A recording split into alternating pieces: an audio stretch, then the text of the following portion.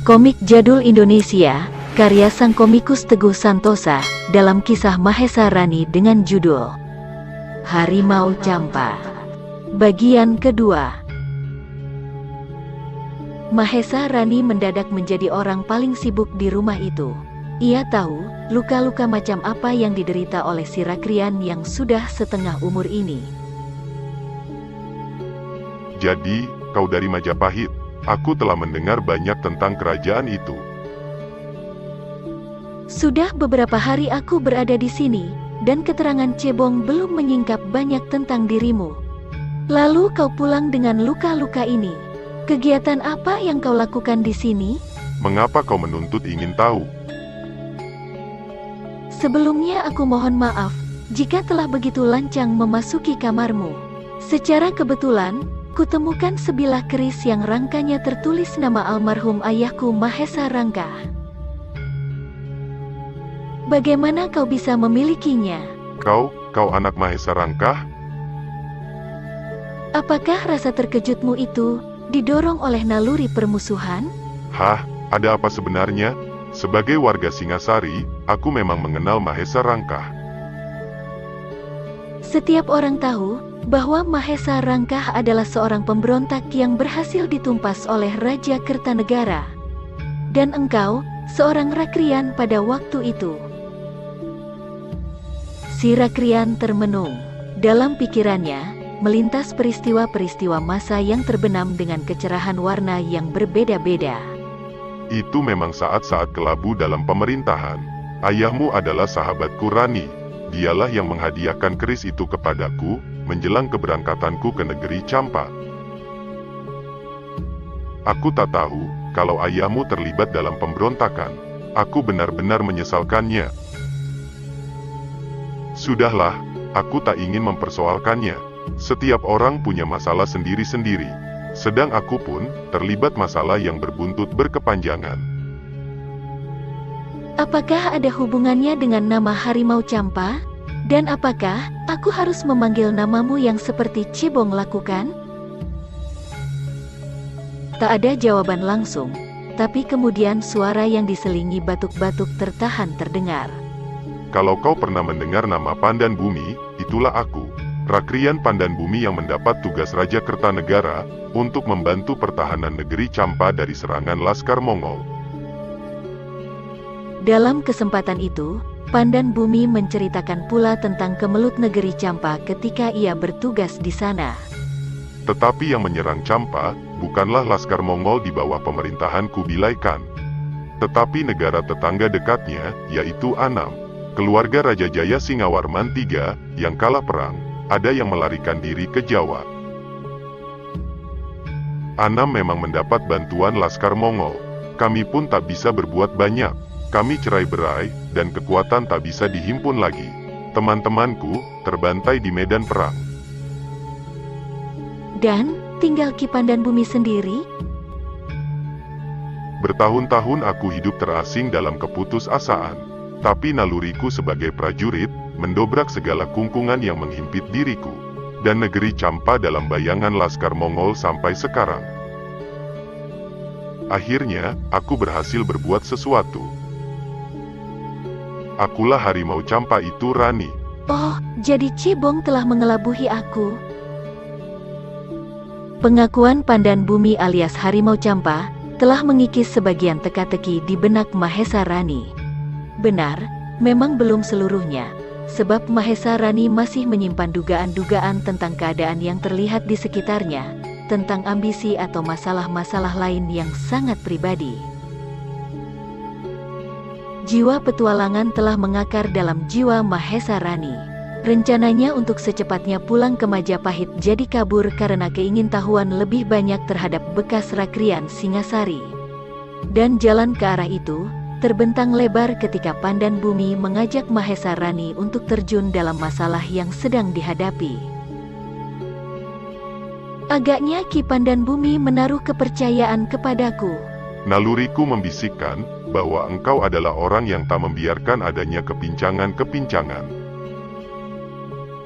Pandanganku selalu tertuju pada kawula bawahan.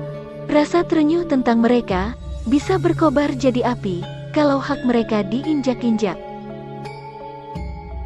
Apakah Majapahit seperti itu? Tidak, Kawula Majapahit cukup makmur, tapi pembesar-pembesar itu yang kukhawatirkan bisa merongrong kewibawaan raja. Lalu, apa yang bisa kulakukan untuk Anda? Saat ini, kau kuangkat jadi tangan kananku menggantikan Madidol yang telah tewas. Dia orang Siam, dan sangat setia kepadaku. Lalu apa rencana selanjutnya, kalau tahap pertama ini tercapai? Rakyat akan bersyukur, kalau Laskar Mongol, bisa kita cutat dari kawasan ini. Kalau seorang Ken Arok bisa jadi raja, mengapa aku tidak? Tersirap Mahesa Rani mendengar letupan bicara Pandan Bumi. Seorang bekas rakrian Singasari, bercita-cita untuk menjadi raja di negeri Campa. Mahesa Rani tak bisa berkomentar banyak, tapi cuma pesan. Asal, Ki Pandan tak melupakan jasa-jasa Kawula kecil yang mendukung perjuangan ini. Si harimau Campa tertawa nyekakak dan menimbulkan kesan urakan di mata Mahesa Rani. Selanjutnya, sepanjang perjalanan itu, diisi percakapan-percakapan tentang Majapahit. Sampai akhirnya, tiba di tempat yang dituju. Sarang anak buah harimau Campa. Mahesa Rani jadi tumpuan perhatian.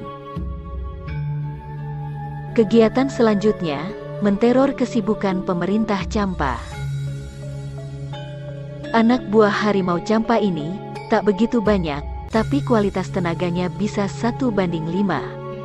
Dengan tak terasa, Mahesa Rani telah berbulan-bulan terlibat dalam kegiatan ini. Suatu tata tertib yang agak menyolok ialah adanya larangan terhadap anak buahnya untuk tidak memasuki halaman tempat tinggal harimau Campa sejauh radius 1 km tanpa izin, kecuali Cebong, si kepala rumah tangga, dan Mahesa Rani. Mahesa Rani yang tak menyukai adanya kepincangan ini mulai protes. Anda telah menimbulkan kesan tidak akrab dengan mereka, Ki? Ini untuk menanamkan sikap bahwa aku adalah pemimpin mereka, aku harus disegani dan ditakuti. Sebagai seorang rakrian, Anda tentu memahami bahwa kewibawaan adalah lebih mulia daripada kedua sikap itu. Jangan menggurui aku anak manis, aku lebih berpengalaman bagaimana untuk mengatur orang. Itu lebih baik kalau diwawas dari mata yang bening. Mereka cuma manusia-manusia yang hanya tahu menghabisi nyawa orang, mereka adalah boneka-bonekaku. Cebong bisa mereka bunuh kalau memasuki daerah terlarang seperti yang telah kugariskan, bahwa siapapun tak boleh memasuki daerah rawa bangkai. Kau pun tanpa sadar, sebenarnya telah ketanggor, hal itu ketika pertama kali dibawa Cebong melintas di sana. Rawa bangkai, kukira itu hanya lelucon belaka setelah tahu tentang orang-orang harimau Campa. Mengapa aku tidak Anda beritahu tentang hal itu? Kau telah mendapat pemberitahuan hal itu bukan? Iya, seandainya pembicaraan ini tidak melantur ke sana. Hal ini tiba-tiba menjadi teka-teki baru di benak Mahesa Rani. Mengapa rawa bangkai menjadi tempat terlarang untuk diambah manusia? Tapi dasar Mahesa Rani, hal-hal yang tidak wajar, mungkin menanggung resiko yang harus dibayar nyawa, malah menimbulkan keranjingan baginya. Kini, timbul niatnya untuk menyelidiki rawa bangkai. Mumpung tak ada kegiatan, kata Cebong, si harimau ini punya selir di beberapa tempat. Bisa ditebak, kemana dia pergi selama 2 hari ini? Mahesa Rani menyusup belukar, dengan denah yang diduga-duga untuk mencari tempat itu. Dulu, sepertinya Cebong pernah mengajakku melewati tempat ini. Dan di sini, orang-orang harimau Campa membidik anak panahnya. Meskipun senjata itu bisa kuatasi, aku tak ingin dipergoki mereka. Tak seorang pun boleh tahu bahwa aku telah kelayapan kemari. Sampai sejauh ini aman. Aku telah tiba di tepi rawa-rawa. Inikah yang disebut rawa bangkai? Mahesa Rani menyusuri sepanjang rawa-rawa yang terbentang di sana. Tak ada apa-apa yang mencurigakan. Nyaris dilanda putus asa, setelah berjam-jam melayap di sepanjang tepian yang becek berlumpur.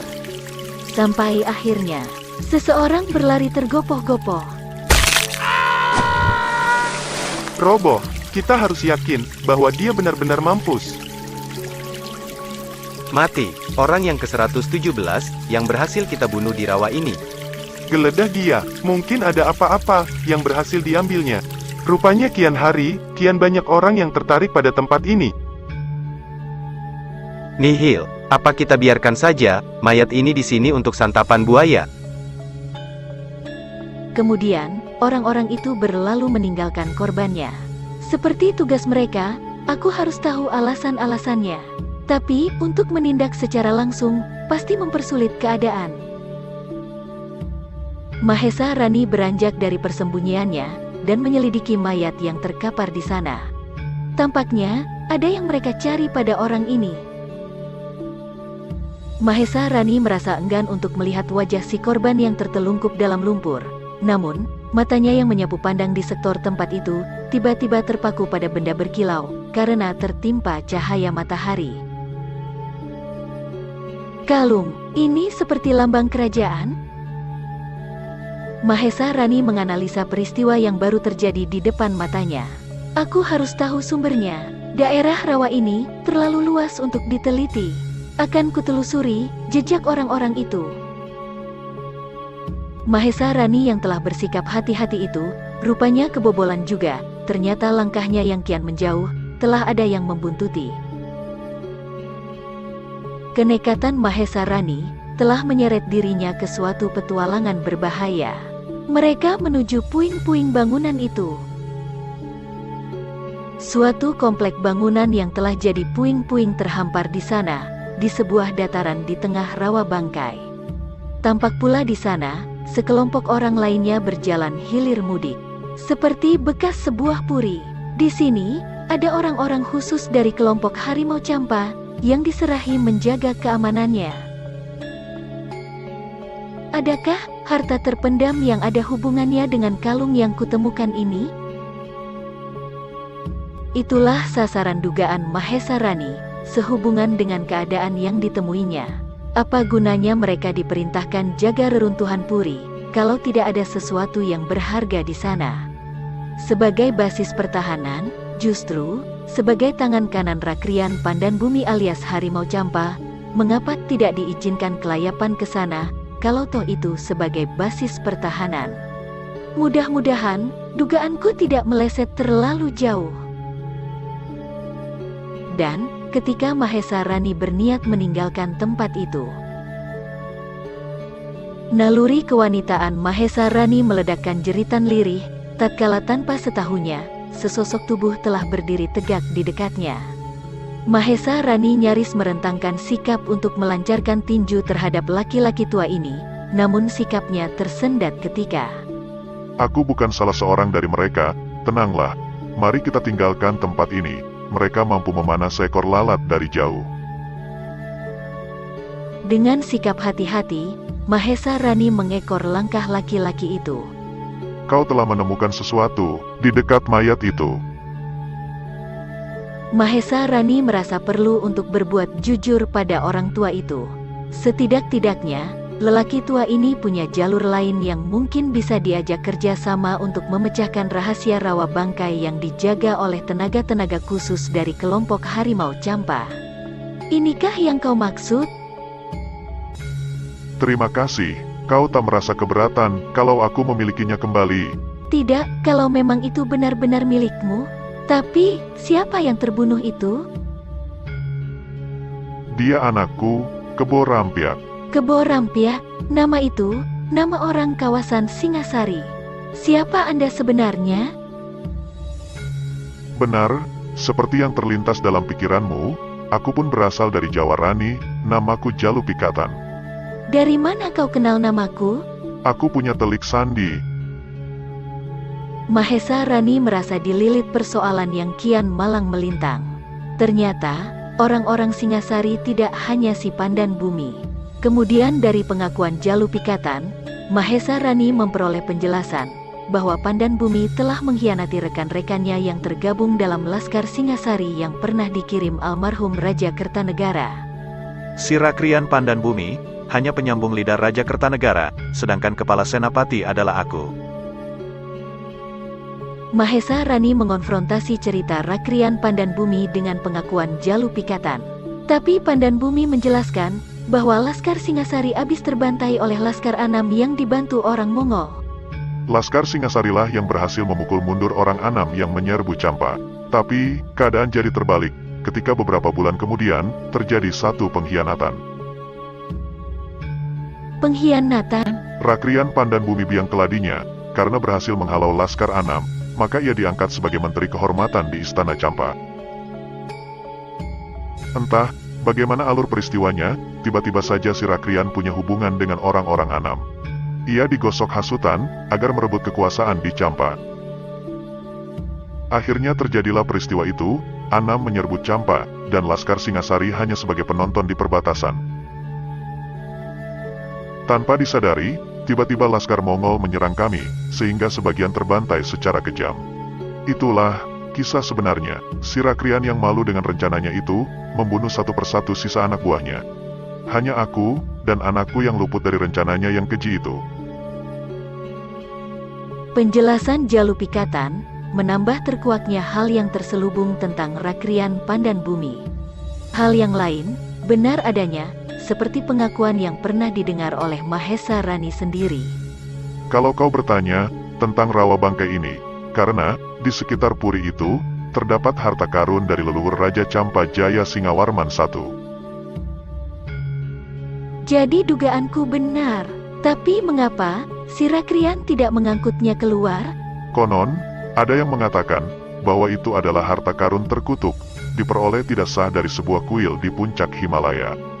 Kutukan itu akan sirna, setelah 100 tahun kemudian, itu berarti kurang 2 tahun lagi. Dan hari ini, aku kehilangan si kebo rampiak. Kutukan itu, benar-benar ada Rani. Ini, tanda kehormatan kerajaan Campa, Raja Jaya Singawarman II yang menganugerahkan padaku. Si Rakrian juga memilikinya, dengan tanda itu, kami bebas keluar masuk tempat-tempat keluarga istana. Dengan tanda itu pula, akhirnya diketahui, bahwa, di reruntuhan puri tersimpan harta karun dari leluhur raja. Jalu Pikatan menyarankan, agar Mahesa Rani kembali ke tempat Pandan Bumi sebelum senja. Sebab, buaya-buaya rawa bangkai, selalu muncul di saat malam hari. Menurut cerita turun-temurun, binatang-binatang itu, adalah jelmaan orang yang binasa di rawa itu. Ki Jalu Pikatan, apakah Anda mendendam kepada Pandan Bumi? Ini tentang harga diri Rani. Nah, sampai jumpa lagi. Mahesa Rani pulang ke tempat Pandan Bumi. Tak ada hambatan apa-apa, kecuali rasa kaget ketika terdengar suara tangis bayi sebelum ia naik ke jenjang rumah. Dan ketika ia masuk, Hai Rani, dari mana saja kau? Lihat, betapa mungil dan perkasa anakku ini. Dialah calon putra mahkota, seandainya tahta Campa telah kududuki. Bibir Mahesa Rani seperti direkat lem, matanya terus mengekor pada tingkah Pandan Bumi yang menimang bayi. Anakmu? Maksudmu, kau memungut anak orang lain? Ini anakku sendiri, benihku. Tapi, kau lihat sendiri, tak ada yang menyusuinya lagi. Anggi telah meninggal, sehari setelah melahirkan. Anggi? Dia istrimu. Mengapa tidak tinggal serumah denganmu? Dia tak boleh terlibat dalam kesibukanku. Tapi, wanita Campa memang tahan menderita. Aku sangat menyintainya walaupun Anggi pantas menyebutku kakek. Pada usianya yang 16 tahun, Anggi telah memberiku seorang anak laki-laki. Sebagai seorang pendekar wanita, apakah naluri keibuanmu tidak tumbuh melihat bayi yang tak beribu ini? Asuhlah dia Rani, dia calon Raja Campa. Aku tak bisa mempercayakan kepada orang lain. Mahesa Rani tak bisa menolak. Rasanya, naluri kewanitaannya terpanggil melihat kemungilan sang jabang bayi yang usianya belum sepasar itu. Hari-hari berikutnya, Mahesa Rani benar-benar disibukkan oleh tugas barunya, dan Cebong membantunya dengan setia. Bayi laki-laki itu ditandai nama Rengga, dan kesibukannya dengan si Rengga ini, maka Mahesa Rani tak pernah lagi mendampingi Pandan Bumi dalam operasinya di luar.